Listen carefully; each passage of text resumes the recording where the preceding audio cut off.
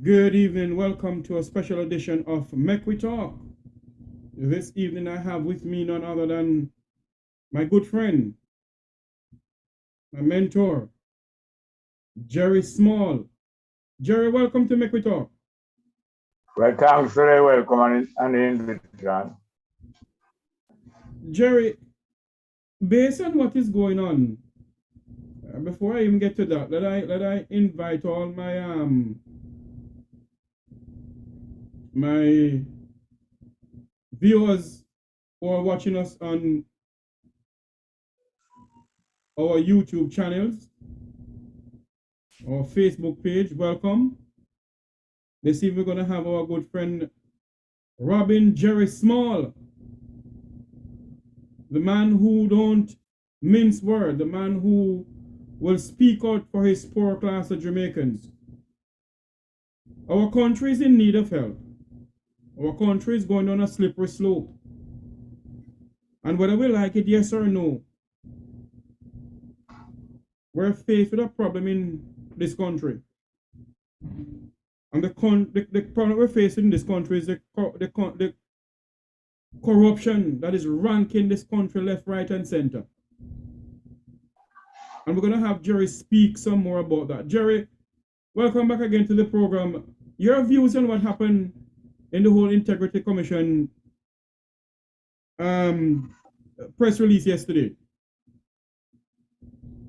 Well, there's an integrity commission that's supposed to it is a body, an autonomous body. That means it's not supposed to be ruled by any other body. It's an autonomous body to examine the conduct of parliamentarian and government officers in Jamaica.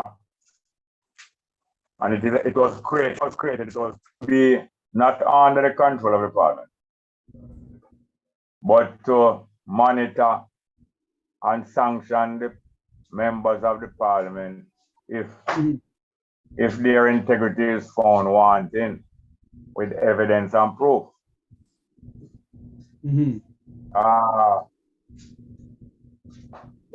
This integrity commission is chaired by a retired Supreme Court Judge Panton. Justice Seymour Panton. Yes. A part of the integrity commission and the oversight of parliamentarian behavior is the requirement to sign a code of conduct, how you conduct your behavior and your affairs while in the employment of the people of Jamaica. But the thing is this, it is the people of Jamaica's employment they are in because they are being paid by their taxes, these parliamentarians. But the parliament is the parliament of the King of England and the Empire and Commonwealth, the Empire of England. So, that is a parliament, not of the people of Jamaica. The people of Jamaica only pay for the parliament and vote to select the members of parliament, but it is the parliament of the King of England and the rule of the British. So all these controversy now is bringing home to the Jamaican people the fact that it is not our country. Jamaica has not yet become our country. It's a fact. We're not just talking about words. That is why the controversy is going on. The country, the territory of Jamaica. Jamaica is a territory, in other words, a piece of land. Right. And the territory of Jamaica is in the grip of the administration, which is controlled by the JLP, and the opposition, which is controlled by the PNP. The two of them make up the government of Jamaica, the administration and the opposition. The territory of Jamaica is in their grip, firm grip, for the last 61 years. August coming will be 61 years now. It is in the firm grip of them because the government of England entrusts the JLP and the PNP with to grip Jamaica, to grip the territory of Jamaica, and to hand over the products of Jamaica to Britain and to other allied economies. So hand over the products of Jamaica to the economies of England and their allies. Well, let me ask you a question, Sir Jerry. Based on what the parliamentarians are saying that the Integrity Commission, in other words, what they're trying to say that it's a possibility that they may dissolve the Integrity Commission because it don't make any sense. They have Integrity Commission paying $1 billion a year to the Integrity Commission because apparently the Integrity Commission is coming up with some stuff that is not it is questionable. What is your views on what the parliamentarians are saying? What happened is that they are, now that the Jamaican people are interested, more and more Jamaican people are interested in what the Integrity Commission can find out and is finding out. The politicians are now scared that the Jamaican people are being more educated outside of the education. They are trying to get educated outside of the education. The education system educates people to think with what thought dictates. But by experience, people learn outside of education system. The people of Jamaica are learning more about how government work and how Jamaica got into the grip of the JLP and the PNP, the Jamaican people. The greatest development intellectually and educationally over the last several decades, especially the last 4 decades, has been the Jamaican people are being educated by experience, not by school. And this experience is making them know how the JLP and PNP get a grip on Jamaica. So much so that the JLP and the PNP together only have 37% of the voting population support. Only 1/3 of the people of Jamaica support the JLP and the PNP, and yet them still have Jamaica in a grip. Now this is like how gangsters, a small set of people in a community or in a territory, gangsters can have a control over the territory when the vast number of people are law-abiding, but the gangsters are only 5% or 10%, 15, maybe even 20, 35. But that 35 control the 100% population. So, you know, it's only gangsterism or being taken hostage can allow a small minority to control a population. So the people of Jamaica are getting to know how the gangsterism was gradually constructed and it was taught by Britain.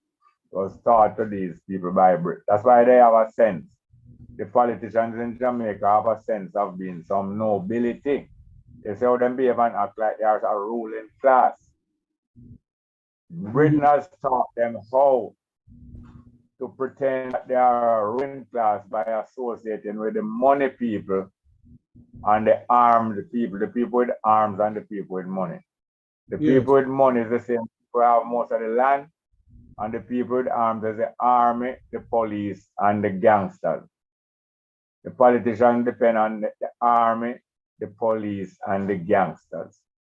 This is a Haitianization of Jamaica, where Haiti was the most developed puppet country in the world when the imperialist countries brought in the army. They bought out the Haitian army. After the Haitian people made an army and liberated themselves from France, the imperialist countries bought out the army of Haiti and turned the army of Haiti against the same people who did form the army and also the informal army, which is the gangsters in Haiti. As you well know, the Tonton Macoute is like the Haitian equivalent of the gunman of the PNP and the JLP. And the Imperial bought out these gangsters, bought out the army, and joined them with the money people in Haiti. And so the money people in Haiti have been firm control, and the poor people of Haiti, which is the vast majority, has been under these money people dictatorship for hundreds of years after they carry out a revolution. So strange that a revolution can lead to a gangsterism in control because the army of liberation has been bought out. So, Jerry, do you believe that the Integrity Commission is overstepping their boundaries when it comes on to public officials? No, they're not overstepping their boundaries. They are exercising their mandate. Mandate is the authority that a body gets from a larger body. Yes. A larger body, which is the population, sometimes represented by the parliament, give a small body a mandate, do this or do that. The Water Commission get a mandate to control the water resources of Jamaica in the interest of the Jamaica population. The Water Commission have a mandate to take control of the water resources in the interest of the people, but as usual, this mandate is usually exercised in the interest of the large landowner and not of the people. But mandate is an authority that a small body gets from a larger body, usually the population, a mandate. Just like how the President of the United States gets a mandate for 4 years to administrate the government, the central government of the US. The Congress of the United States gets a mandate of 4 years in the case of the Congress, and I think it's 2 years. When the senators are appointed and are elected in America for 2 years. Yes. Is it 2 years or 4 years? There's a mandate. The larger body of the population give a mandate. So you go and look about the parliament, which is a discussion chamber. The president go and look about executive, which is carrying out the job, and the judiciary get the mandate to judge between citizens over legal issues. So that's 3 branches of American government, 3 mandates. None of them is higher than the other, and no branch of the American government may overrule or control another branch. Each one of them gets Jerry, we are losing you. Your signal is going down. We are losing you, Jerry.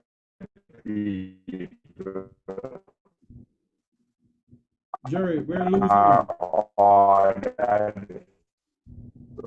you. They are all that serve the people. Jerry? And to watch one.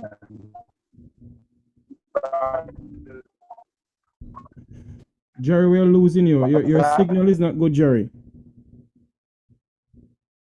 For some reason, your signal just went down, Jerry. 3 branches of the American government is 3 set watchdog. Yeah, a steady level.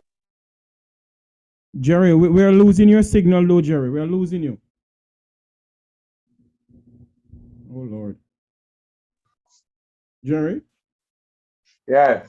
Yes, we were losing your signal a while ago. Is it the mandate of the arms of government in America? The part or another part we heard? The 3 branches of American government. Right. Serve the American people. Yes. And none of the branches may overrule or supervise the other branch. They don't supervise them. They watch them in the interest of the people and see to it that their branches are conducted in the interest of the people. Each one of them have a mandate. The president, the executive president is elected to form an executive branch of government and carry out the orders of the American people. The orders of the American people are determined by the Parliament or the Congress. So the Congress discuss what is the order of the day. The executive or the president and his office carry out the order of the day. And the judiciary observes the affairs between the citizens of America and examines any charge of offense by the police services of America, both in the federal police services or the state police services, and they judge cases between the people of America or between the government of America and the citizens of America, and they judge cases and give verdicts as to who is in offense and who should correct their behavior, who should pay and who should serve time. That is a justice system, a different mandate. That's 3 mandates. Let me ask you this though, Jerry. You have been in journalism for many years, and the only person who has gone to prison in Jamaica for corruption is Jack Smith for the farm workers. No, he's not the only person. A civil servant. No, he's a political servant. He was a political servant. Now we have civil servants who are not elected. They are permanently employed to the government. A civil servant who was his permanent secretary also went to prison, Probin Aiken. And before Jamaica got so-called independence, in the early 1950s, a couple government political servants went to prison for selling farm work tickets. Even government ministers, like for instance, Cleve Lewis, another man named Mr. Malcolm, and others. Bustamante escaped it by the skin of his teeth. Bustamante was due to go to prison also. So some people have gone to prison before independence, and some have gone since it, but very few. All right, Jerry, somebody here in the chat room, and Annie Smith said that, Jeffrey, please ask Uncle Jerry, which branch of government has oversight of the Integrity Commission? As far as I know, no branch of government has oversight of the Integrity Commission. The politicians would like to establish that now or abolish it. So Jerry, I'm gonna ask you to continue talking because I got to do something here. But I'm gonna ask you this question. So with them abolishing the political ombudsman office, and to me, they want to do the same with the Integrity Commission. Isn't that a breach of the Jamaican Constitution in some way? Yes, because they are acting in their interest and not in the interest of the Jamaican people. Another body, such body was INDECOM, which is a commission to oversee the proper running of the police force and to take action in cases of improper behavior in the police force. And they also got powers of prosecution and arrest. Like the Department of Public Prosecutions, they are supposed to be autonomous the Department of Public Prosecutions also have powers of investigation and powers to charge people. But I think the DPP now calls upon the police force to make the arrest.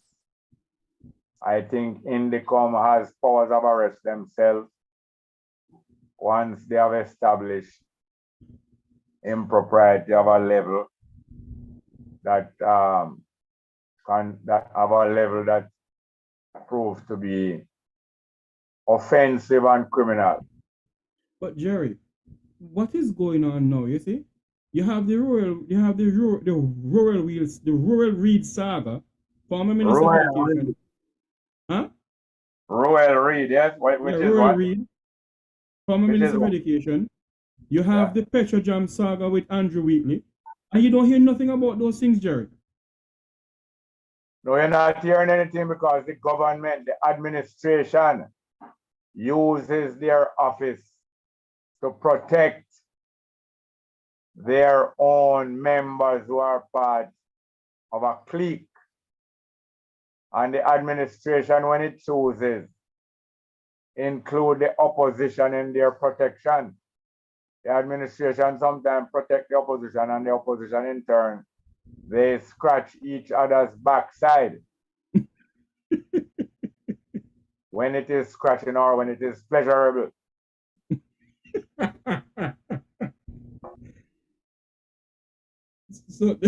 So Jerry.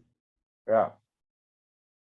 Is it that the courts in Jamaica, the judicial in Jamaica, is it that we must not have any faith in them?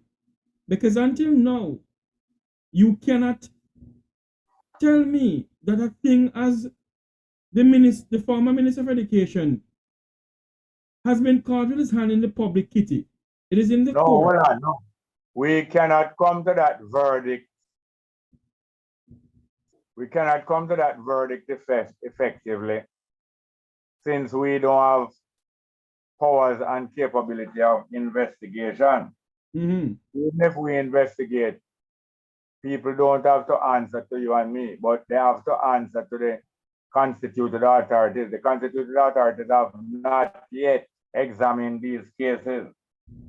That is what they take. That is what the administration uses to protect one another, because they have the ability to impede or delay the processes of these different branches and bodies of government, such as the judiciary, the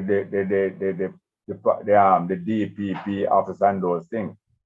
Royal Reid trial was to have started in January this year.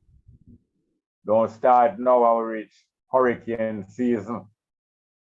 But Royal Reid trial don't start, but the political hurricane start. The political who start?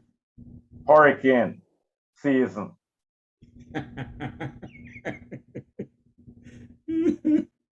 Jerry. Yeah. Where do you see? Do you believe that the election should call tomorrow morning, Andrew Holness will go back into power, or would it be a Mark Golding? Andrew Holness was not elected to power. Although he is not elected to power, although he is usurping power. Andrew Holness was elected to a seat in a certain part of Western Kingston. No, Western Kingston, in St. Andrew. It's in St. Andrew. It is in St. Andrew, but it's the western part of Kingston. Okay. Not West Kingston, no, Western. Yes, Western, yes. So Andrew Holness was not elected to power. He was elected to Parliament in a certain seat. Mark Golding was not elected to be the leader of the opposition. He was elected to a seat in South St. Andrew. But by the mechanism which the British set up so that they could entrap the Jamaican people, after being elected to these seats, the British government further installed them into offices. And they install them into offices, and they are given authority, not power. But with the authority they have managed, they contrive to usurp power. You understand? Mm-hmm. They get authority. They are authorized to do a certain work for a certain time, 5 years usually, authorized to carry out work, purport. It is pretended that they carry out work with the Jamaican people, but they use the 5 years to usurp power and to impersonate the state. The state is not people. The state is not personal. The state is an apparatus, but they impersonate the state by pretending to be the state itself. You know, when you impersonate somebody, you pretend to be that person. Well, these guys impersonate the state, and the public believes that these guys are the state, and they are allowed by the population to usurp power and steal. And they are respected because they wear a necktie. Why do you think they wear a necktie and jacket? The wearing of necktie and jacket is to impersonate, impersonate dignity, and impersonate integrity and authority. And so that's the reason why they wear these things. When they want to be popular amongst the people more, they take off the necktie and jacket and they act like the ordinary people and they dance and sing the ordinary people music. But at the other time now, they wear the necktie and jacket as an impersonation. No, we cannot have that. Sorry, please turn off that, please. Yeah, so the impersonation is an acting game, and both the opposition and the administration carry out this acting game under the drama coach, Britain. Britain drama coach them. And as you know, who I think will win the election.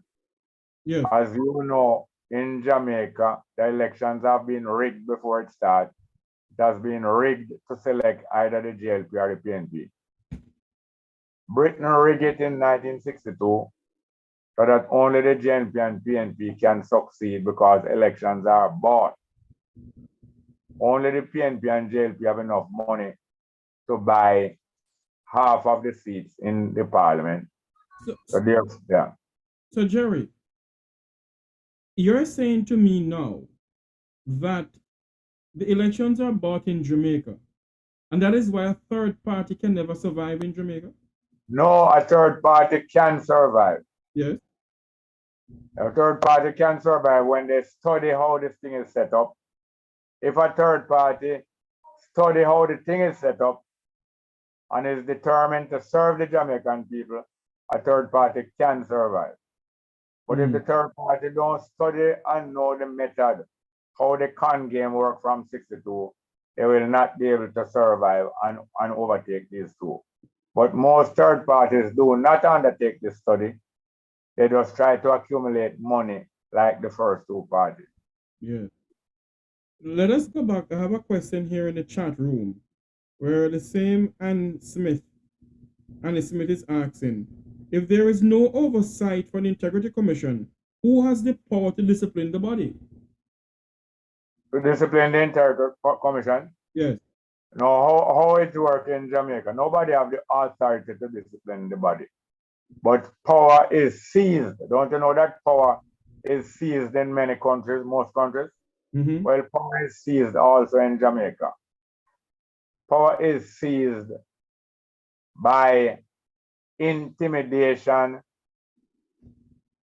purchase, and misinformation. So the people in these committees are usually threatened with slander, telling lies about them, bullying them personally in their personal lives, or buying them out. That's why the other day, Holness, before he announced the tripling of his salary, he announced the doubling of the salary of the judiciary. You remember? Yes. That's why Holness, when the office of Chief Justice became vacant, he held up the appointment of the Chief Justice for a long time. And then when he recommended a certain person to be Chief Justice through the Judicial Commission. Him recommended a certain person to be Chief Justice. He did not appoint him. They cooked up a scheme. Don't appoint him. Appoint him to act temporarily and then publicly humiliate him, telling him that you are watching him while he's acting. And if he behaves to your liking, you will make his appointment permanent. This is widely known, and it was done in public. And the Chief Justice embarrassed all of us by sitting down and sucking up all of that humiliation and then accepting the appointment to act. So these are the schemes. There are many schemes that politicians cook up and use, like humiliating the Chief Justice. So before him was appointed Chief Justice, you know that you better behave. And then now they double the pay of all of them. I make them know, so I can double it. I can also reduce it. And also they do other things like what Siaga thought wants to do. You can appoint, you can recommend senators to be appointed, but you make them write a letter of resignation first. So if they do anything you don't like, you send that letter to the Governor General, because you make them sign a letter of resignation on which there is no date. And anytime you want to run on one of them out of the Senate, you just put on a date, a recent date on that letter, send it to the Governor General, who is a part of the scheme. The Governor General is a part of the same dirty scheme because he knows about these undated letters, yet he takes it as it was something recently dated and sent. And he's also subject to the wholeness and the cooking up and the skullduggery. So this is a system of skullduggery that they use from 62 to get into authority and then to seize power. Then now, if a third party come up and don't study and know these things and also share these knowledge with the Jamaican population, they will not survive and not be able to overcome the money buying of election with the popularity of the third party, overcome the money buying by being popular. They will not be able to do that if they don't study all of the tricks of the trade and expose it to the public. Jerry, you hear what is going on? Let's switch to crime and the politics of Jamaica. What about crime? Yes.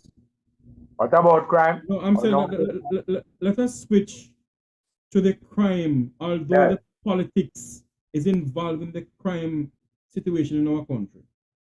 Yeah. Because crime, there's a crime pays. And what's that? Crime does what? Pay. Crime is payable. Yes. Crime is a payable activity in any country. And in Jamaica, it is well organized and well payable. Because the politicians, the political culture in Jamaica and the political establishment in Jamaica has organized crime. Or crime was disorganized, but the political culture in Jamaica has organized crime since the 1940s. So crime is now. Pardon me? Give us some history about the 1940s of the crime in this country that lead up to now. Well, criminals have been in every population of the world since mankind exists. But in Jamaica, the criminals, among the population, you have criminals amongst the landowners and the government. But among the population, criminals were petty offenders. Even murder was like a petty offense, where the weak murder other weak or the strong murder the weak. So it was petty, little bit, because you're dealing with little people, so it's a petty offense. Murder was only a serious offense if you murder a major figure in the economy. So if you murder large landowners or office holders or members of the military or the police, that is a major crime. So anyway, before the 1940s, the murder, even gun crime was going on. Yeah. But it was like petty crime because they were preying on petty people. Well, after the formation of the PNP in 1938, the British identified a criminal who could create a balance in the criminal community. Mm-hmm. So that criminal was identified. He was identified by his criminal propensity, his behavior, and his ability to carry out crime. Bustamante. He demonstrated his ability to carry out crime from he came back to Jamaica from America and Cuba. Right. He was an informant, a criminal informant in Cuba against the Garvey movement. And when he came back to Jamaica, what you are asking? No, you're saying to us that the late Prime Minister of Jamaica, Bustamante, was a spy. Jerry? Jerry, are you there? Are you hearing us? Jerry, camera has frozen on us. We're speaking to well-known historian, talk show host, political commentator, a man of the style, a man who don't mince word, Robin Jerry Small.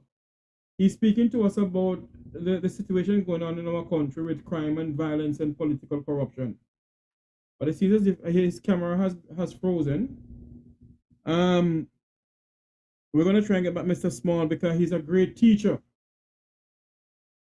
We have lost him. He's a great teacher. I hope he can come back on.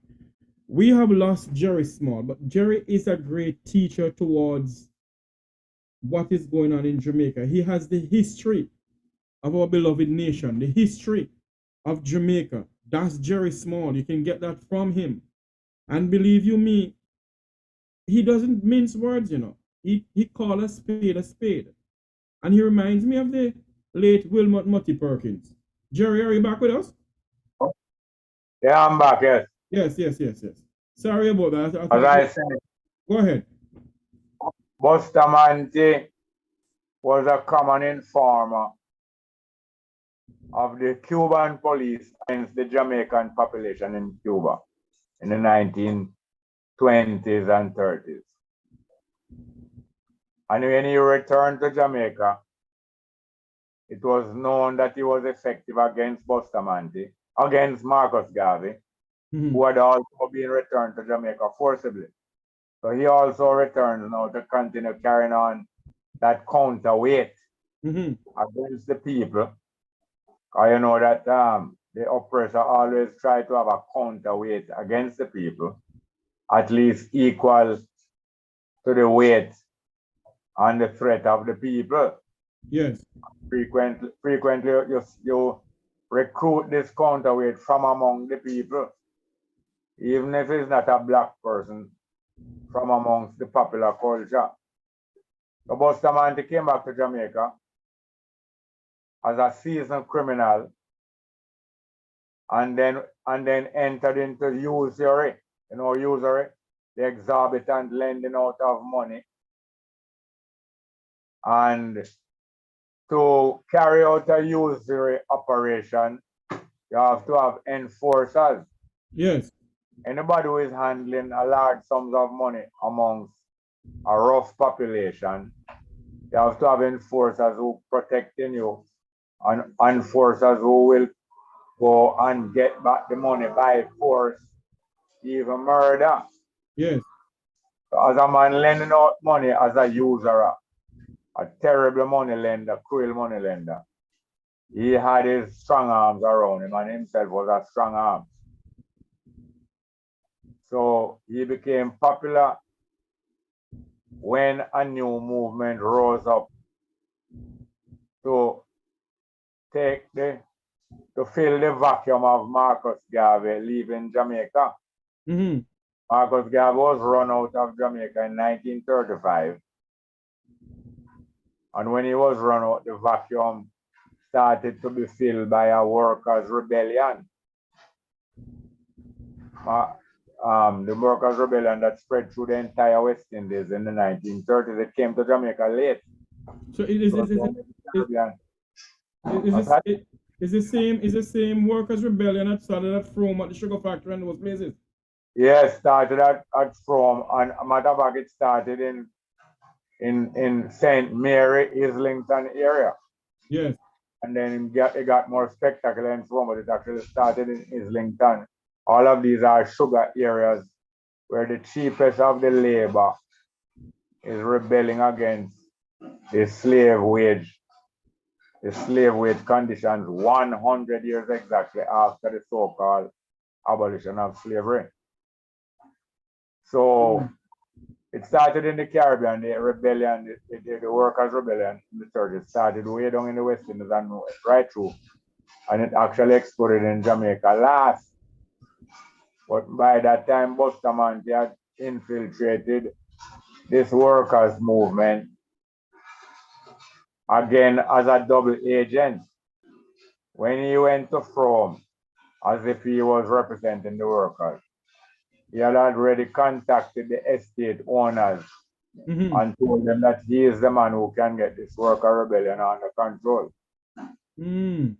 By the time he spoke to the workers, he already made a deal with the management. And you know, this is how trade unionism is corrupted right around the world. Until now.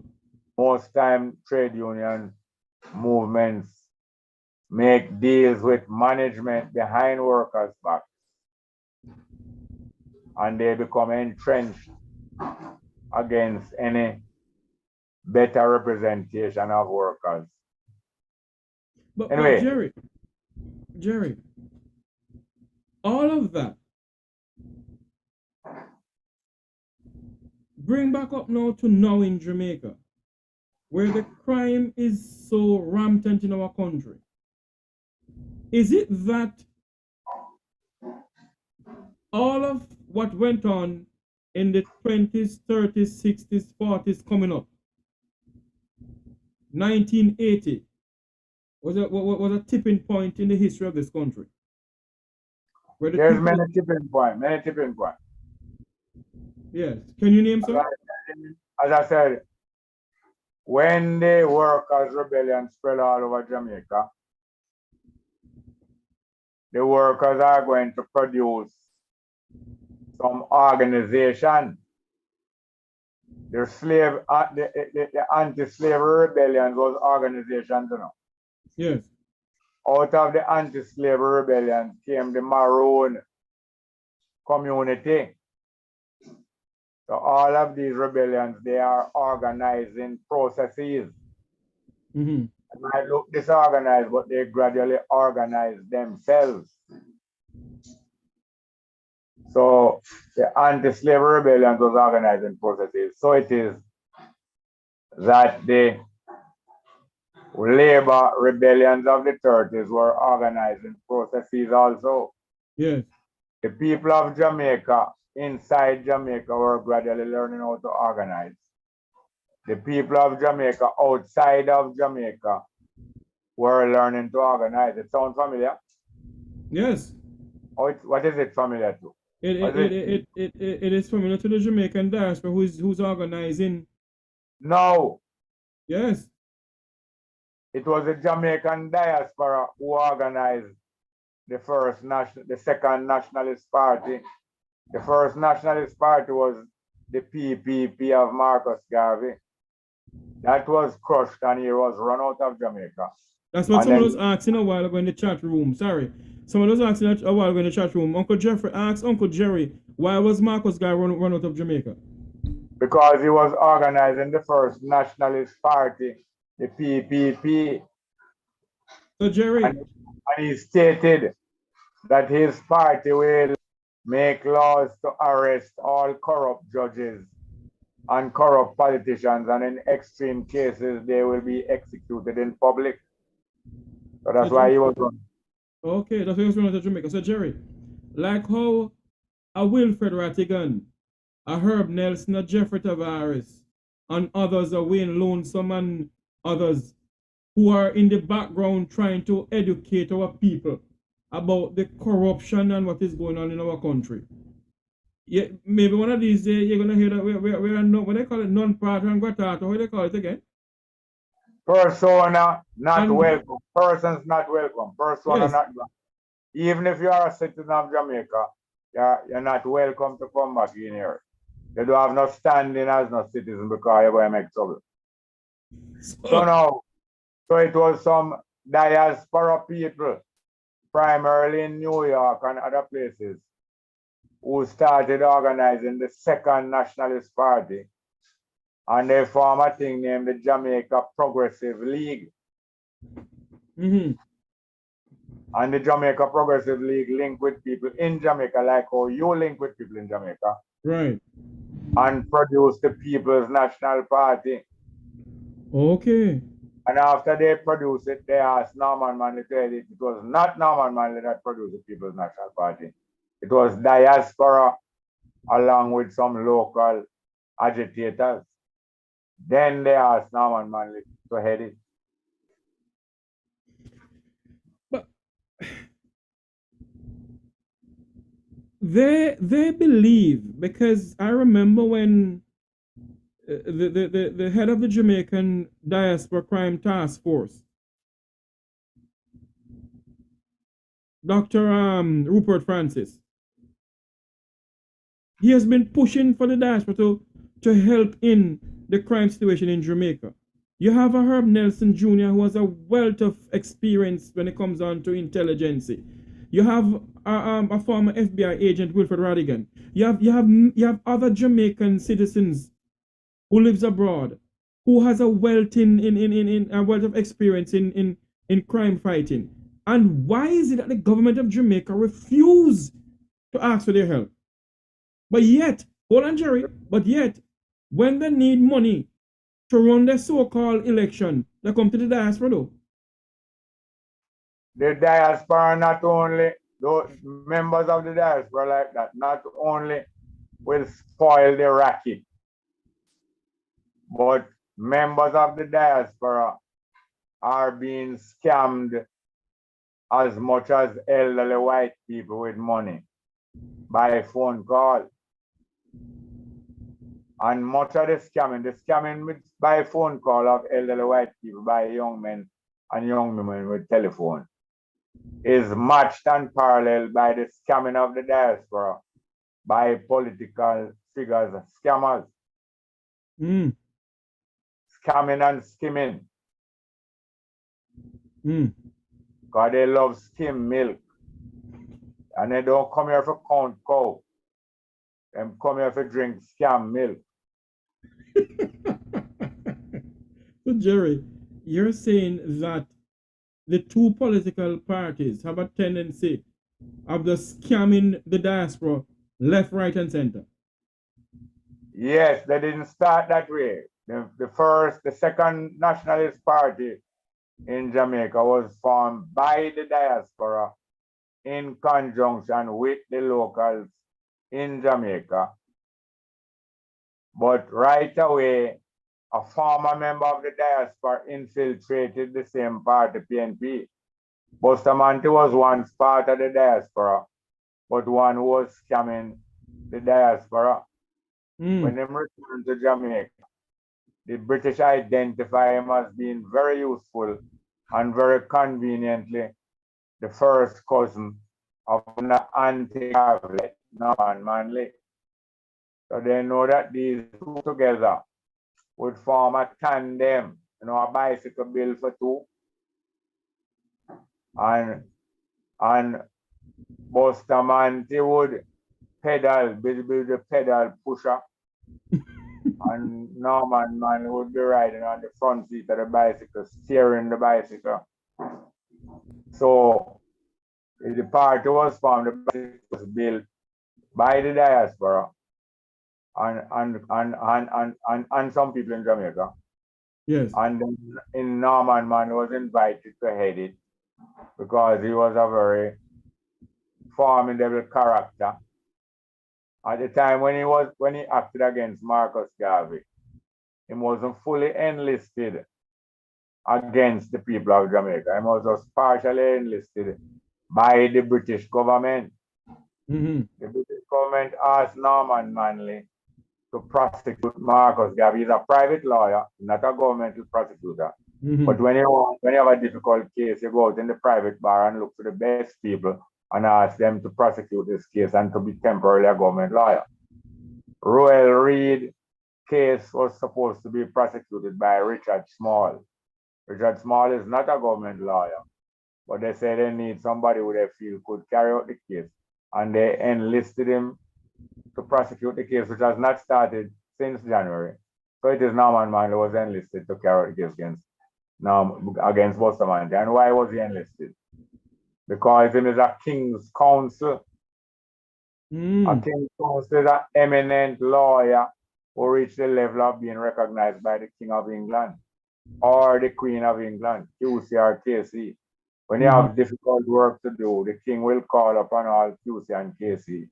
Say, please represent me. So that is how Norman Manley was enlisted against Marcus Garvey. And later on, how he proved so efficient and willing as a KC. Are you there?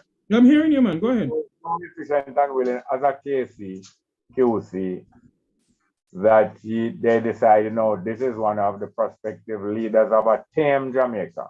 This is one of the men who can tame Jamaica, tame the slave rebellion, and his cousin is the next one who can tame Jamaica. So both of them were identified as people who could be a rival to the Garvey and the Rastafari. The Garvey and the Rastafari were the previous organizers of the people before Norman Manley and Bustamante were installed as political leaders. It was Garveyites and the Rastafari was the two political forces that Britain frightened and afraid and dread.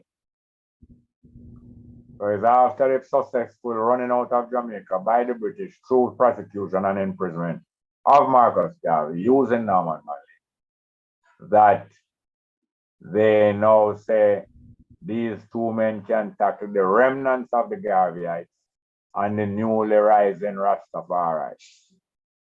And that is why Bustamante led the security forces into Coral Gardens. Yeah, 30 years later, 25 years later, Bustamante was still at bat for Britain against the true nation building Rastafari. As Rastafari rise up to defy the British government, that was Rastafari rose up as a challenge to the British monarchy. We will not bow to you because we have a government in Africa headed by a bright young king, and we will not bow to you. We will serve under Rastafari Haile Selassie. Not a religion that did rise up, it was a political service to come and serve the people of Jamaica who were in rebellion. Jerry, do you believe that a rebellion will rise up in Jamaica one of these days? Rebellion don't stop rise up in Jamaica no time at all. Jamaica, rebellion rise up in Jamaica from the first African was taken in chains off of the boat, kicking and screaming and cursing, rah, which I will not complete that word. What you said the what? Rah. Oh, you mean that Pinks and Pablos? Rah, starch. Yes, What yes. are you trying to soak me in raw starch and get me stiff, stone dead? So rebellion started from the first African was dragged off of the ship, kicking and screaming, and it was a female even more than male who was kicking and screaming in rebellion. And one of the most successful rebels is Nanny. Yes, of the Maroon. Who refused to buckle with her brothers, but she returned fire. And a back shot fire she returned.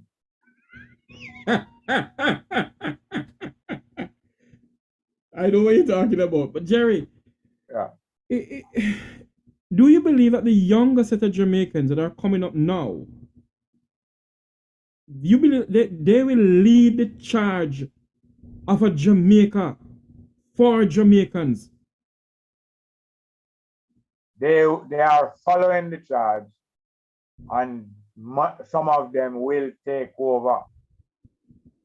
some of them will take over this fight, is they will conclude the fight successfully.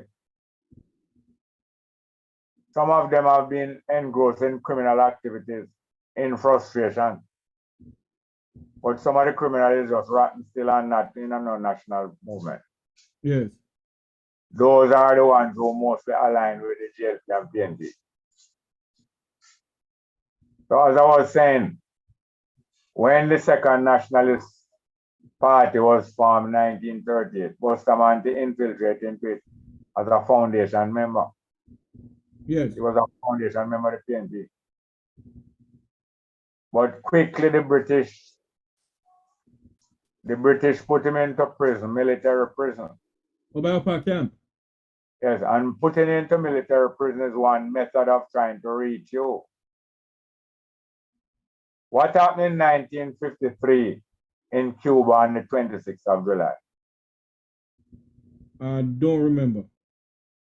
Some young Cubans decided to arm themselves by attacking a military barracks named Moncado.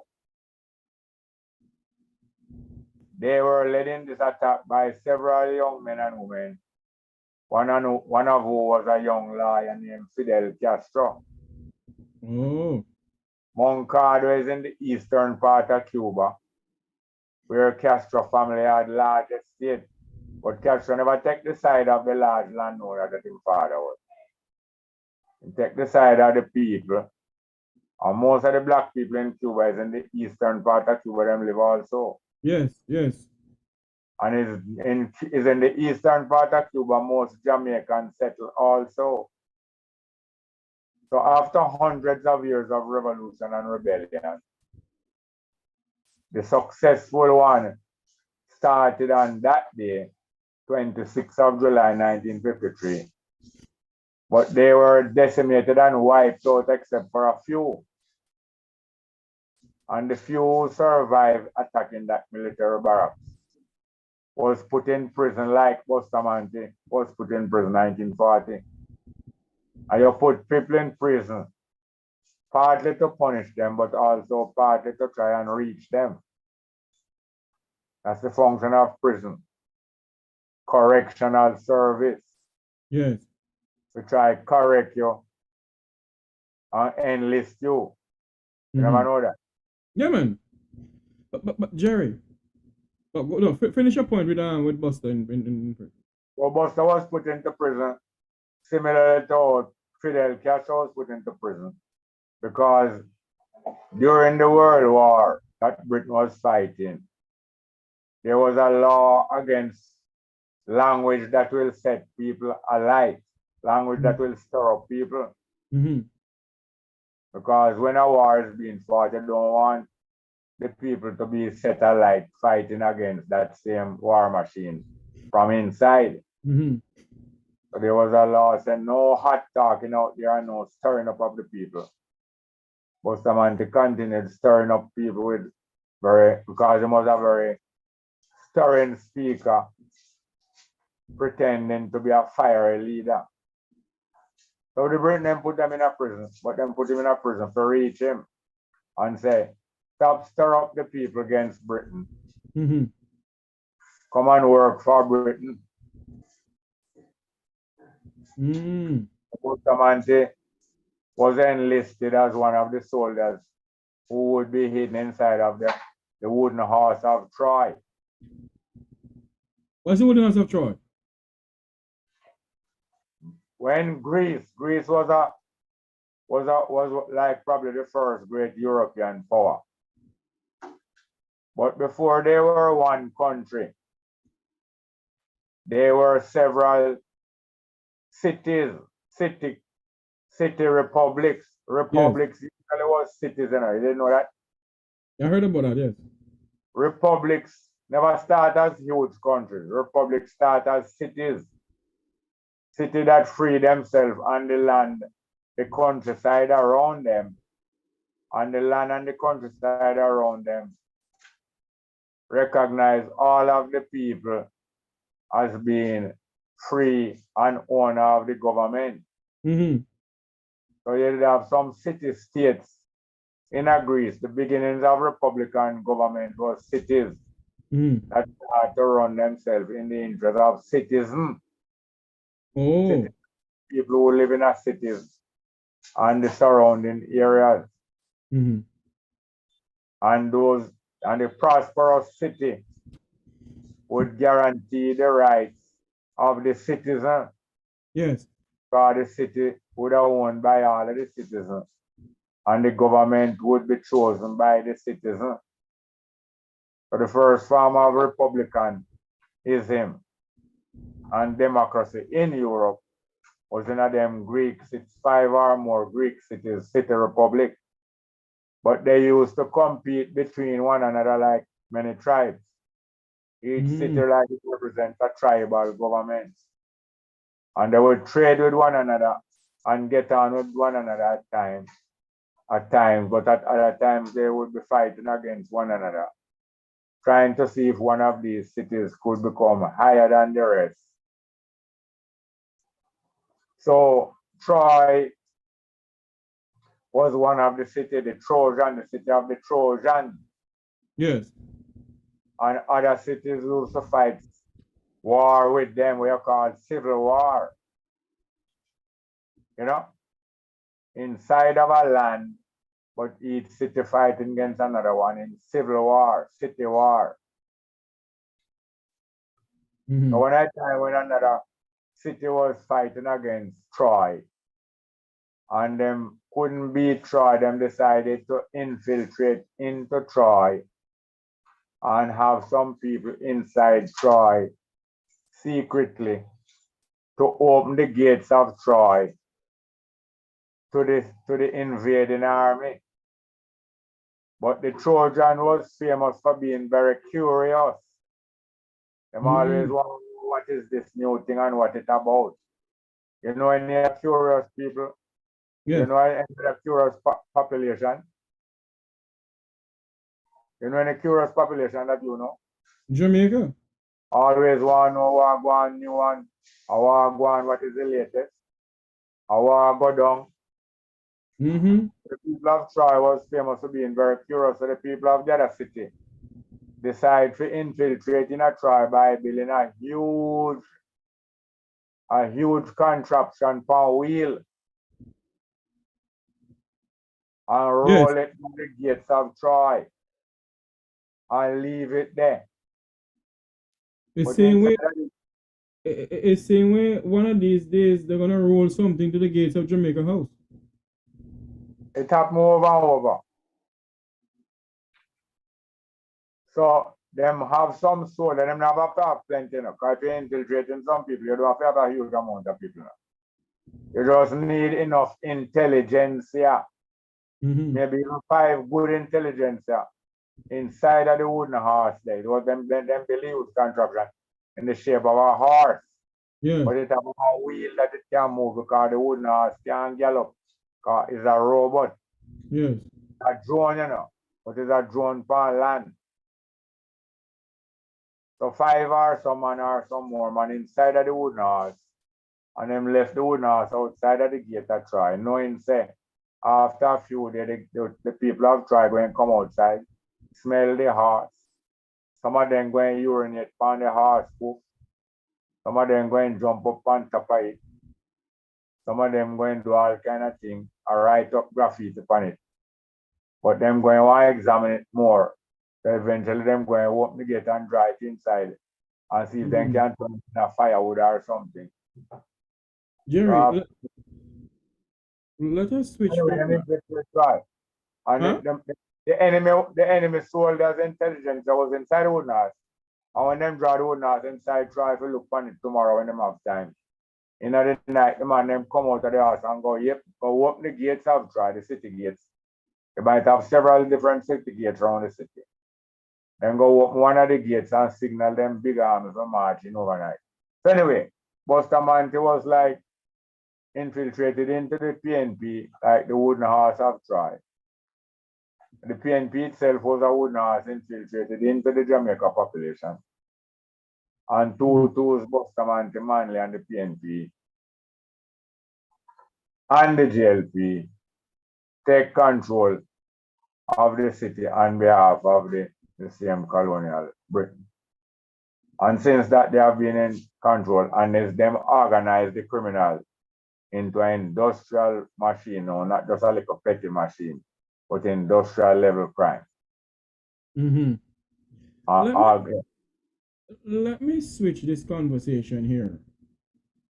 You have been on radio for a long time, and I'm pretty much sure you're aware of this. The Ministry of Labor will send out things about farm work and everything like that. Are you aware that the Ministry of Labor downtown Kingston, when you go to get the little chip and tape in a job to go overseas, you're being stripped naked and examined down there? Yeah, right from in the early days. From in the time of slavery, the first thing them do strip you naked and examine you before them pick you for going to the slave ship or in the farm work. So and when you go to jail, are the same with them strip you. Them strip me naked in Arbitrary Station 1968, 22nd of October. In front of all some of my sisters and a whole heap of man and a whole heap of prisoner, a whole heap of police and so on. That is a way of breaking you. They used to sodomize you too systematically. The white man, the European used to sodomize the most rebellious, some of the most rebellious freedom fighters amongst the slaves, to humiliate them and intimidate them. Some of them couldn't manage to do it, but that is the aim. And they use prisons to sodomize people and to break prison up to now, in every country of the world. So Jerry, if your country has to strip you naked in front of people for you to go on a farm work program, don't you think your country is sending you away into modern day slavery? They are sending you away to earn money that they will steal before you reach back home. The money reach home before you. And when you come back to Jamaica, you get some of it in a foreign exchange when them after them thief the first amount will come. But Jerry, the amount of Jamaican farm workers who has gone away to Canada, and I'm speaking about Canada because I know about Canada. I am being bombarded with calls left, right, and center pertaining to Jamaican farm workers. Don't you believe, and I'm going to ask the question again, don't you believe, Robin Jerry Small, that the Jamaican government has been sending away the Jamaican citizens into modern day slavery? And when you have the former minister of Labor and Social Security, Carl Samuda, saying that he must see nothing wrong where they're living, don't you think that there's something fundamentally wrong when the farm workers are talking out? Carl Samuda is off for the order of Jack Smith Jr. And Carl Samuda want them to continue going on there, that him and the Labour Party might continue to exploit Labour. Them say them a Labour Party, not serving Labour, you know, but exploiting Labour. That's how them company name Labour Party. Mm-hmm. But Carl Samuda did leave the Labour Party and go into the PNP. And him serve equally well in the PNP. And when him done, him go back in the JLP and serve equally well.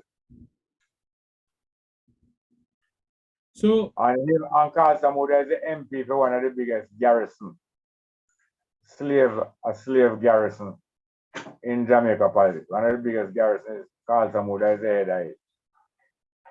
Garrison Labour and Garrison Gangster.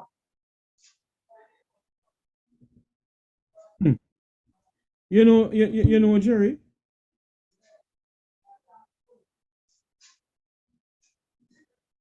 you know something, Jerry?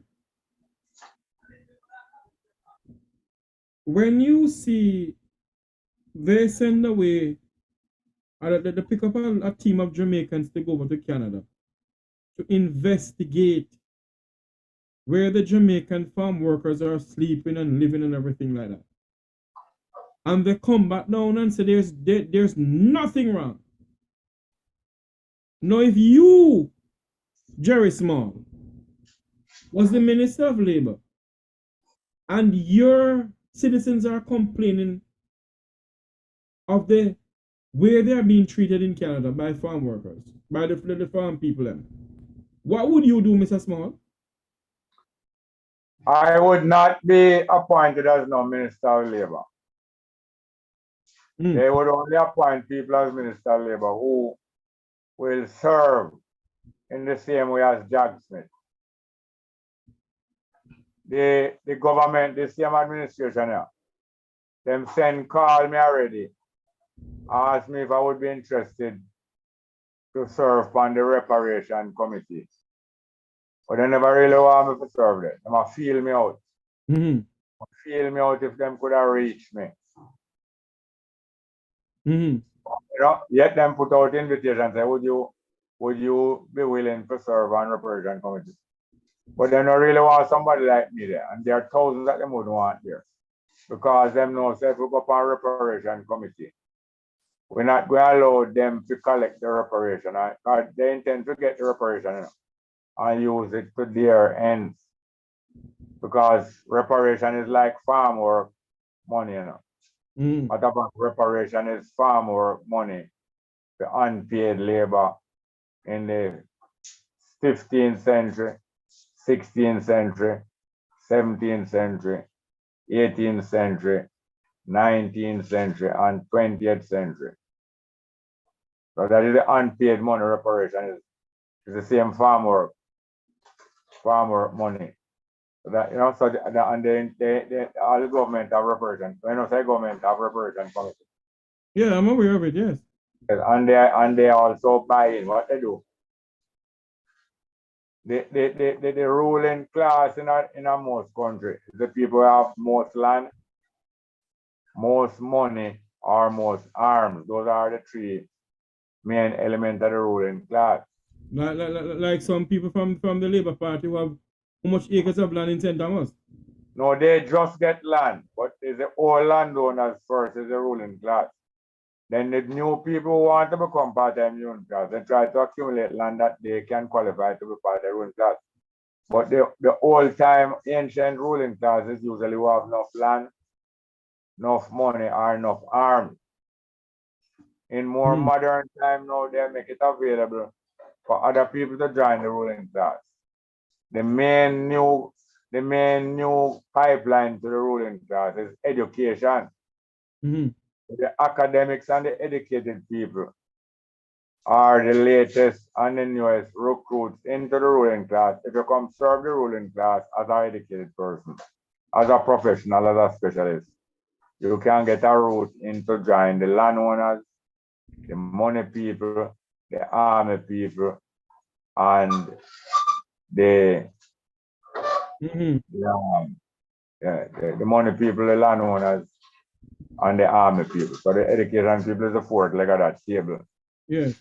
So as I say now, them are recruiting people who educated, who will serve them. Yes, continue talking, Jerry. Continue talking. Continue talking. Most of the people who get education, once they see the opportunity there to fit in and to become super rich and powerful.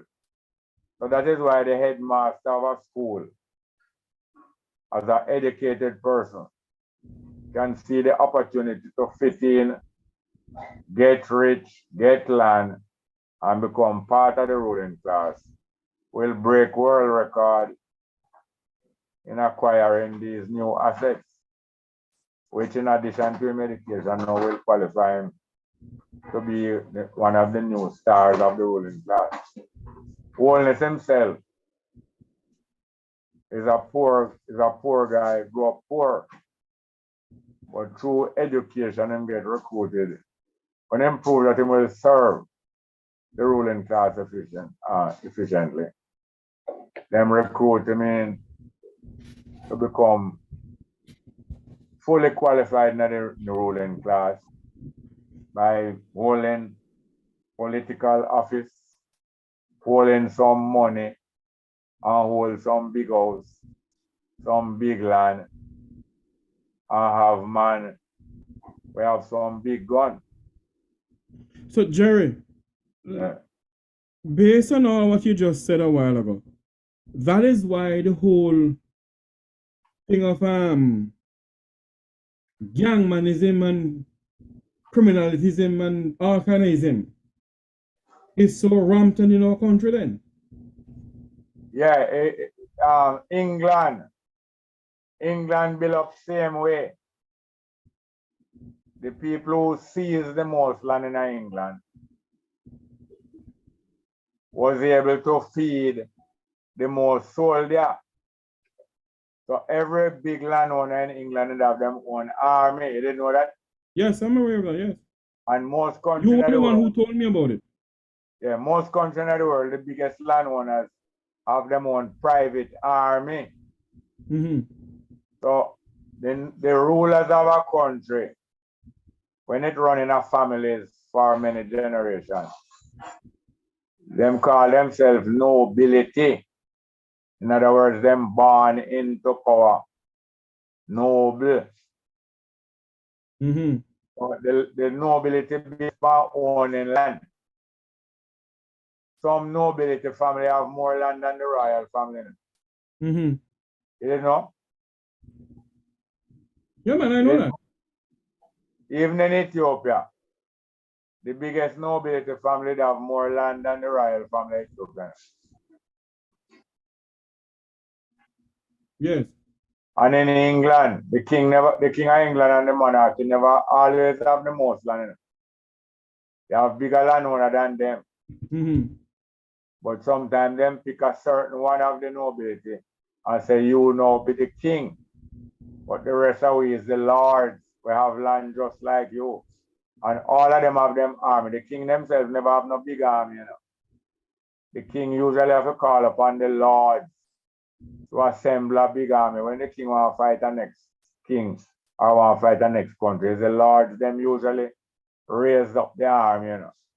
Or the lords have a standing army all the while. All the while them have them army. The king have to recruit army in time of war, usually.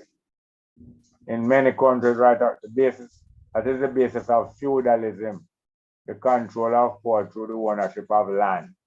Yes. General population nothing own no land. So Jerry, that is why they have been selling off the beachfront lands in Jamaica. So Sell off to Jamaican who? It's not the selling off, you know. Sell off to who? to their friends and cronies. Sell off to who have land already. Whether them are local Jamaican or foreigner. The whole idea is to consolidate land more and more in the hands of a few. They're not just sell off land. They're not going to sell Bob Marley Beach to me and you. They must sell it to who have land already to get more. If we even raise the money where them value the land, they're not going to sell you because you is not one of the original landowners. You just a try come a landowner now. So the idea is to consolidate land, more land. Who shall have more, and the little that a foreman have shall be taken away. That's a long time. It's not poetry. That's not just poetry and Bible verse. No. It's a Yes. long time principle of consolidating, and the rich forget rich, and the poor forget more numerous. Right. More poor.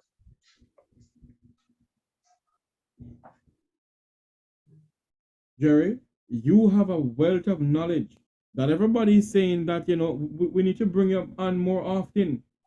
Jerry, in the whole concept of politics in Jamaica, do you see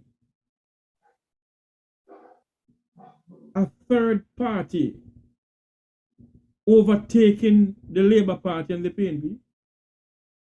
In every country in the world, in almost every country in the world, you have two main contenders. The power. Yes. Whether it's a JLP or a PNP, or whether it's the army and the police, or whether it's the landowner versus the banker them. Because landowner have land, banker have cash. Mm-hmm. The merchants class and the rich, the cash rich people wasn't landowner, you know. Yes. The rich, the large them cash was land. Then some merchants start to accumulate money through trading and accumulate cash. So then become almost as powerful as the landowner. So the merchant is a new class, sometimes richer than the landowner, but he don't have no land. Mm-hmm. But usually him have ship. You hear me? Yeah, man, I hearing you. Merchant is a new class where we accumulate cash through trading, not have no land, Mm-hmm. usually have sea.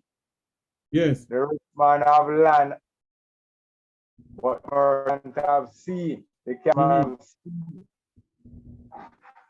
You understand? Yes. So now, you always have two main content in every country, two most powerful set of people, whether it's two party, two army, or the army and the police, or the landowner and the merchant. You always have two main source of power. But the greatest and most powerful force is the third force, the third party, the third force. The rest of the people, but usually the rest of the people don't organize amongst themselves. And the first two forces control them between one another. But the whole of them always afraid of the third force, not the third party. Yes. Sometimes the third party represent the third force. You know? But usually them draw in the third party in them ranks. Usually the first two forces always draw in the third party in them ranks and then become like them.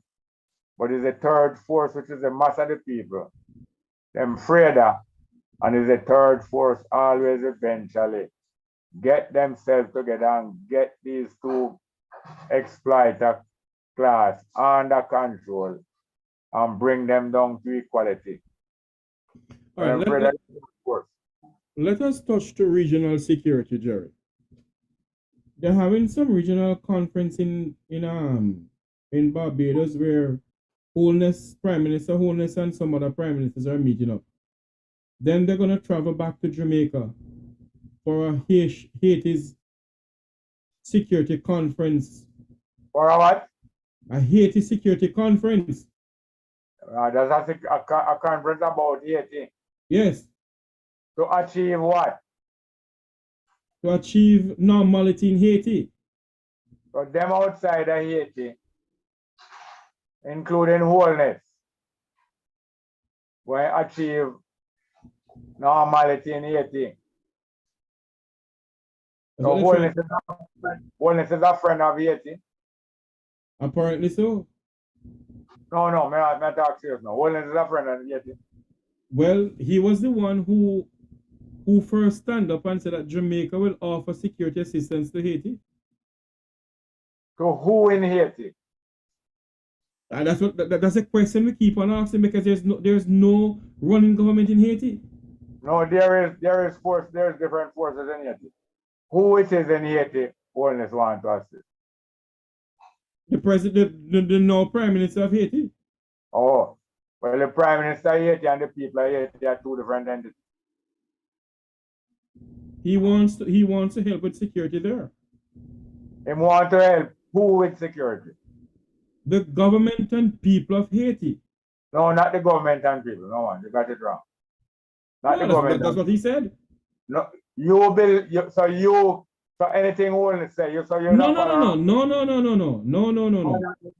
you talk is a follower of Holness.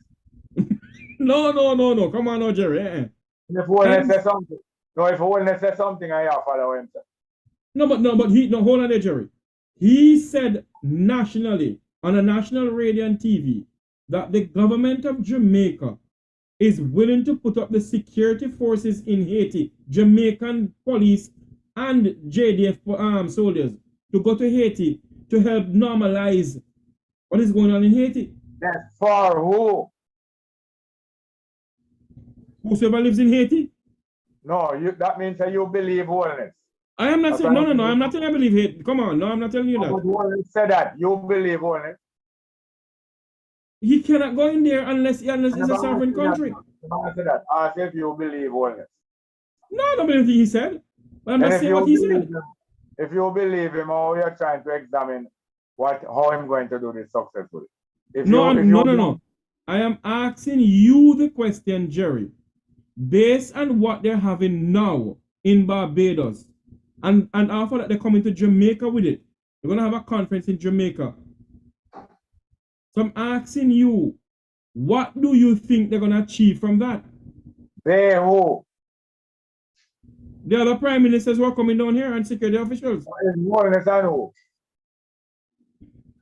You have Wholeness. You have the Prime Minister of Barbados and Bahamas. You have Comrade Ralph Gonzalez of St. Vincent and the Grenadines. You have the whole of CARICOM heads of government coming down. Wholeness never move against the whole of the head of the Caribbean and CARICOM. Yes, he did. And the wholeness will move against them. You are telling me now that him going to join with them and clean up Haiti? That's what they're saying, Jerry, not me. So are you a first farmer that you're going to believe wholeness? You believe that the lady in Barbados, Miss Motley, Yeah, me. and Gonzalez in St. Vincent and them there. You believe that them believe that wholeness come help the people of Haiti? No. So you believe my head of government in the Caribbean are idiot? No, they're not idiots. Listen to me. All right. And you believe after wholeness lead an attack on the CARICOM, who have one position supporting Baroness Scotland, Yes. or the Secretary General, you believe that them They don't trust him. trust him? They don't trust him one bit. Why you believe them meet with him? Pardon me? Why you believe them meet with him? To be honest, I don't know. They meet with him because he's the head of government in Jamaica. Right. No other reason. When Grenada was under the dictatorship of a science man, Gary, remember? Grenada was under the government of a science man, Gary, who was a trade union leader, but he was one of the trade union leader where he more owned the trade union like how Bustamante owned the BITU. Right. Well, the young people of Grenada, like the young people of Cuba in 1953, in 1979, the young people of Grenada take control of the government of Grenada. And them start to build a nation. Now this nation was dominated, this national government was dominated by Marxists. Remember? Yeah, I heard about it, yes. Yes, I remember. Who was the head of government? Maurice Bishop. Bishop was the head of government. And who was the head of state? I don't remember. Them did have a governor general who was the head of state. Yes. But inside the Maurice Bishop government, it was dominated by Marxists because himself was a Marxist. But him is a more populist, and the Marxists them now was a clique in control of the government and started to have disagreement with Bishop. What was the basis of the disagreement with Bishop in Grenada? To be honest, I don't remember, Jerry. If you educate me that one. Because them was more Marxist than Bishop, and them say Bishop too soft. But them go and use him because he's popular. Michael Manley was a popular leader in Jamaica. And he formed alliances with some Marxists too, you remember? Yes. Cuba. You know, so Michael Manley formed alliances with some Marxists? No, I'm not aware of that, no. You're not aware that the PNP did form alliance with some Marxists? I don't remember, no. Then you don't know that Marx is inside of the PNP? Educate me some more in it, Jerry, because I don't remember. You never know some Marx is inside the PNP? That's what I'm saying to you. Educate me some more because I don't remember. Yeah, I was not the crucifixion of Christ, but I remember it still because we are able to study. And if we're going to help the Jamaican people, we have to study, especially the recent history of the Jamaican people. Yes, I agree with that. The PNP to win the election against the JLP in 1962. In order to win the election against the JLP in 1962, the PNP had to form alliance with other people. Mm-hmm. You remember 72? When Michael Manley took over the PNP from his father. Mm-hmm. In order to beat the JLP, he had to form alliance with other people, not only the PNP. And him form alliance with a broad section of people. Mm-hmm.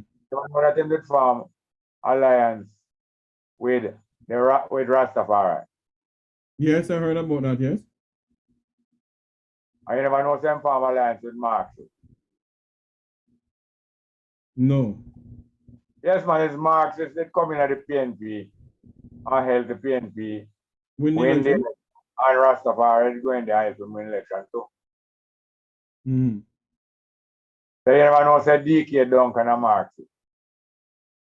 You know, I heard, if my memory serves me correctly, I heard you with it, and I think I heard the late Mutty Perkins with it. So you never know, say you smaller Marxist. Was Marxist that? No, like your brother. Eh? Your brother. The fact that him is my brother is neither here or there. Okay. It has nothing to do with the price of cheese, nor the Russian foreign policy. But he was a Marxist, and there was many other Marxists there who helped Michael Manley win the 72 election. He was small, never helped him win 72, because him was at odds in 72. But by 75, Michael Manley reached out and invited him back into the party. But many Marxists there was in the PNP and outside the PNP and fellow traveler with the PNP. So same way in Grenada, in the Grenada election and revolution of 79. There was Marxists there dominating the party machinery. Yes. Although Bishop was a popular leader, more popular than the Marxists. He was a Marxist, but he wasn't first a Marxist. He was first a populist. In other words, working for the people them, not for Marxism. Mm-hmm. So the Marxists decide say him get too soft. And the Marxists consult with one another and decide say them are gonna sacrifice him and the other soft people them. Mm. I hear some people talk say the United States did execute Morris Bishop. Was the United States? It was who? Who it was? Wasn't his own people who did it? Which of them own people? There's many different sections of them own people. Which section of them? His own Marxist people then. Yeah. And why them execute them? I have to go back and read up. I have to go back and read up more on that one. Yeah, but if you want to serve the people better, you have to go read up about those things which was so near to Jamaica, because Jamaican Marxists was helping to run the Grenada government. And who are those Marxists? Mostly WPJ people under Trevor Monroe was running the Jamaica, was running.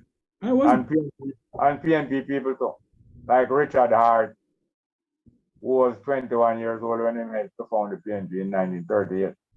Mm-hmm. And why these Marxists decide to bring down Bishop? Because he was making friends again with the United States. But not the United States execute Bishop. He was executed because he was getting back in good relation with the United States. And who advised him to improve relation with the United States? Was it Michael Manley who did it? Fidel Castro. Fidel Castro, rather, yes. Fidel Castro advised him that you cannot be warring against America straight away. So get back in good relation with them. and him carry out Fidel Castro advice for about 2 years, and the Marxists them decide to execute him, including the Jamaican Marxists.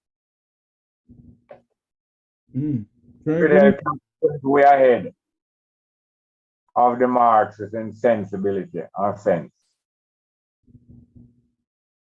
That's why Fidel Castro asked Che Guevara to leave Cuba.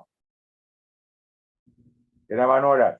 Yeah, I heard about that one. I haven't, as I said, I'm read up on the one when Fidel Castro asked Che Guevara, the man that teach him the most about Marxism, to leave Cuba because I carried too much Marxist influence in Cuba. As you talk about that, Jerry, the gentleman from Trinidad who under the PNP he tried to land in Jamaica, and when he landed, at that time it was Peter Bunting, Minister of National Security. Yeah. Charter private and bring him back to Trinidad, isn't that so? He didn't try to land, he came here. Right. What's his name again? Abubakar. Yes. What is it with Abubakar? Why did you want him to land in Jamaica? He landed in Jamaica. Right, yes. But you don't want him to stay because him was gathering support and Farrakhan was coming. Oh. Tell us some more, Jerry. You know what more than that? No, man, give us some more. More than that. Bunting wants him out of Jamaica because Bunting is a millionaire. Not just a minister. Bunting is a millionaire who taking over a socialist party. You don't know, say a millionaire and billionaire take over. I know, he and Bunting and Golden, yes. And more. Yes. So Bunting take 4.5 million out of Jamaica people money and charter a jet and fly out of Abubakar. But for those who are watching and listening to us, can you tell them who Abubakar is? Abubakar is a Trinidadian ex-soldier and police. Yes. Who also was an ex-soldier and police in Canada, I believe. And what did he do?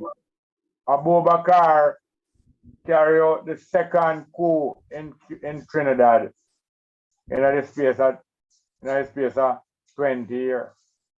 Wow. 2 coups took place in Trinidad. I know. One was a military coup in 1970, and the next one was a political coup in 90. What was it, 90? 1991. So Jerry. Abubakar is an Islamic fundamentalist, jihadist, and revolutionary. So because he landed in Jamaica and Louis Farrakhan was on his way to Jamaica, why did Jamaican government say no on this show? We can't have two of them here. Is that so? No, just like how the Jesus rise up and the Baptist rise up same time. And the two of them are two cousins like Buster and Norman, man. And like Paul Burke and James Robertson.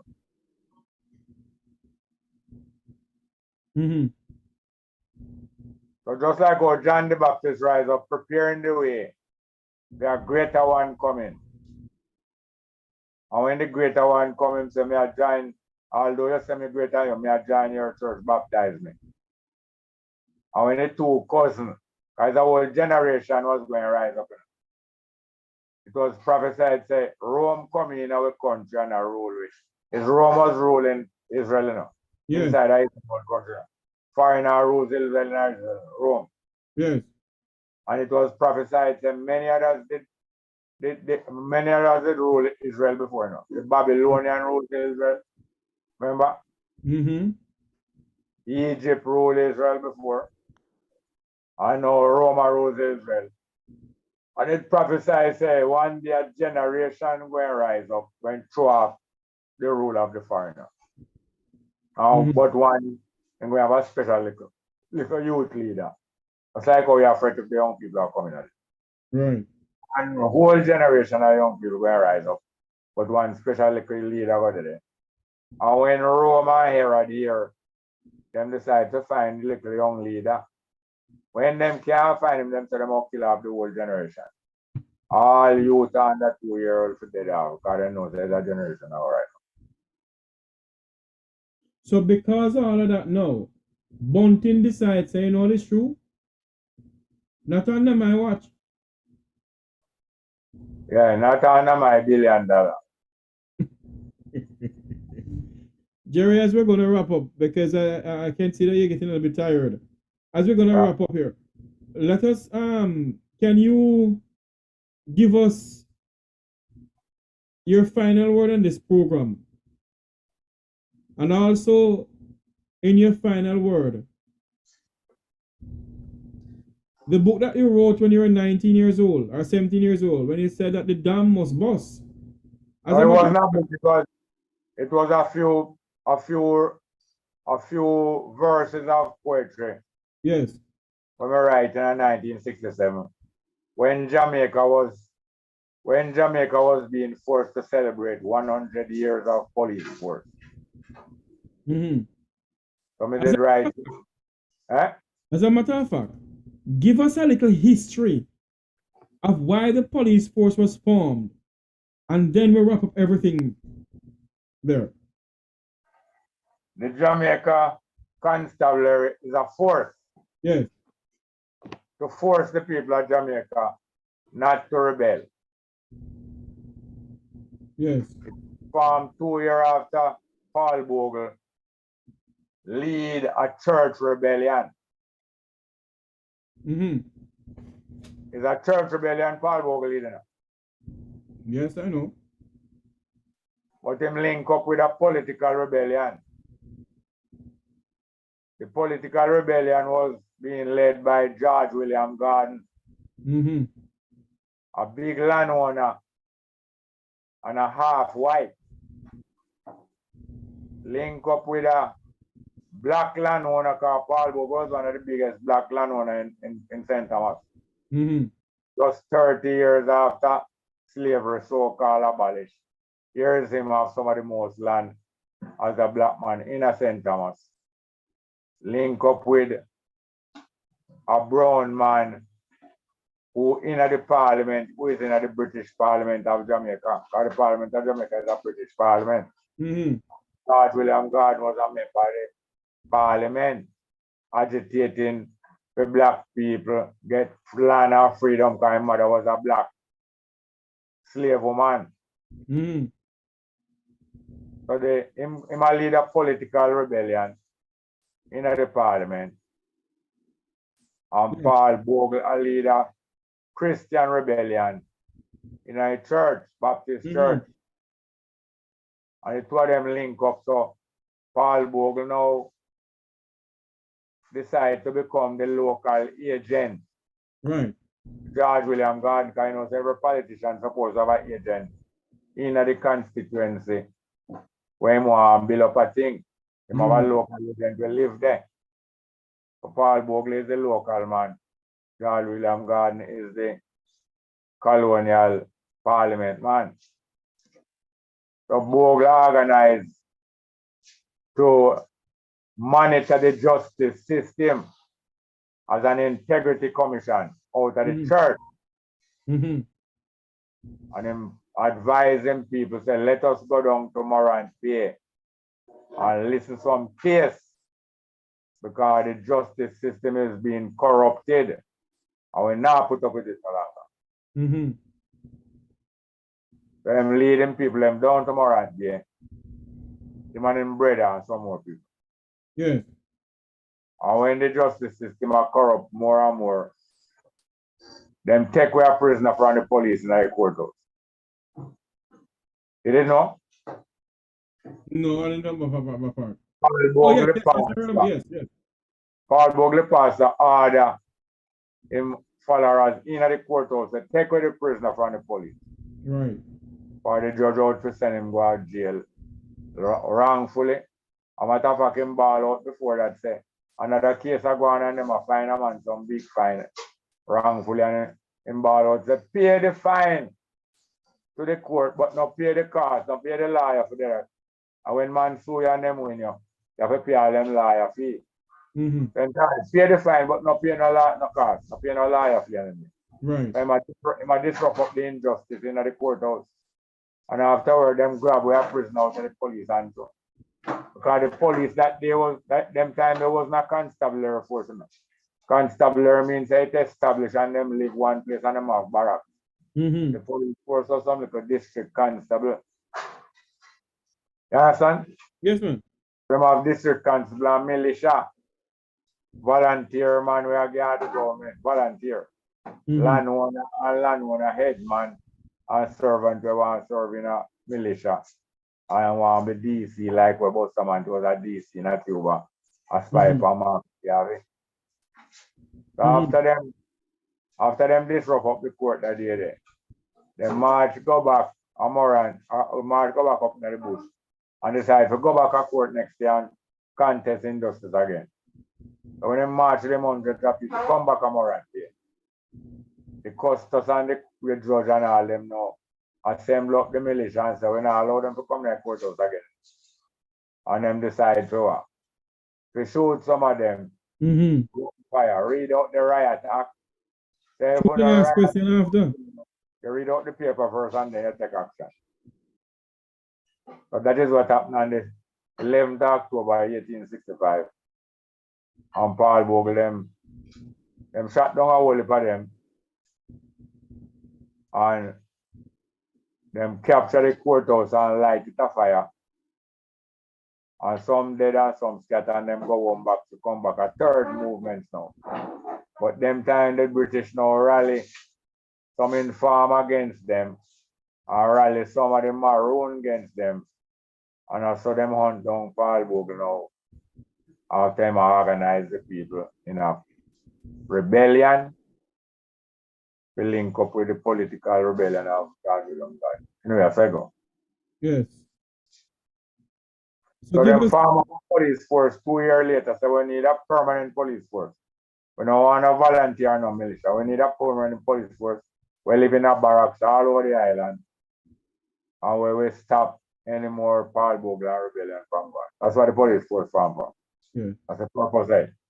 So when I was 19 years old now, I left the bank and decided that I was start one newspaper. Me and my brethren and sister, I was start a newspaper to spread these understanding amongst the people. It named Black Man Speaks. So 67, we are prepared for start the newspaper and we start write some lyrics for chant in a dance all over mic. Right. But people say poetry. People say poetry. Sooner Yeah. or later. Must. The damn going bust and everyone will break out. That's one of the lyrics. Sooner or later. The But dam must, must bust. the damn must bust and everyone will break out. On that note, I want to say thanks to Robin Jerry Small for coming on my program. Jerry, thank you very much for enlightening the people of this country and in the diaspora for listening to us and watching us. Thank you for coming on, my good friend. At that time, the police force was 100 years old. But now it's 56 later.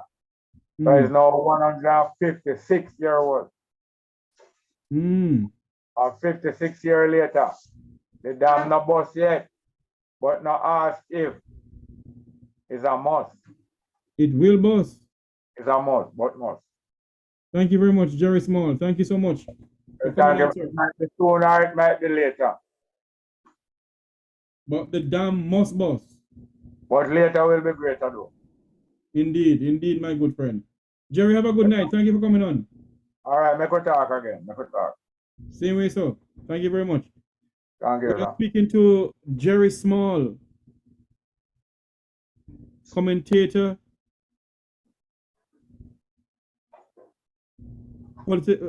commentator, he was a human rights activist too. He wears so many hats. A man who has the Jamaican people interest at heart. A man who will continue speaking for the poor class of Jamaicans. He has no political alliance. He's a Jamaican. He's at a PNP or a JLP. His country come first. And one day, the people of our country will stand up against what is going on. Then them never make Paul Bogan national hero. Yes. Them never make George William God national hero. Oh, yes. So all them to go fight, don't we? There you go. There you go, my good friend. They can't fight us down at all because one day. They can, but they can't win. It's one day let them start the fight. We not start no fight. Jerry, you know, we need to go, but I'll answer this. You remember the first gas ride we have in this country in the 1990s, I think? It was the first one. It was the first one, but the biggest one. The biggest one.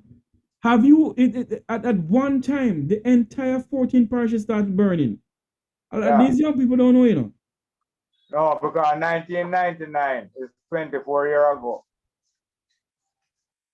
24 years. So you have yes. So much people. Approximately, maybe 40% of the people never born 24 years ago. No. And when I write those things, when I was preparing to start that paper, I was 19 years old. And from before me at 14, me and my brethren I declare that this is independence of fraud. So people not too young to understand. Yeah. So you can imagine if 24 years ago the first gas riot, how much people born since that time there. And many of them just although them never hear about it. So it's our duty now to tell them about all them demonstrations that was island wide. And see I got infiltrated and try to take it over too. And we have to run him. And they will always try to infiltrate and take over the damn boss. Indeed. Have a good night, Jerry. All right, thank you very much. This is where we say so long from here for tonight. On behalf of all of us here, on behalf of my producer, Owen Brown, I am Jeffrey Tavares saying, remember to like, share, and subscribe to the Make We Talk Jeffrey Tavares YouTube channel. Until you hear my voice again, may God bless you. May God bless our island home, Jamaica land we love. Have a good night, everyone.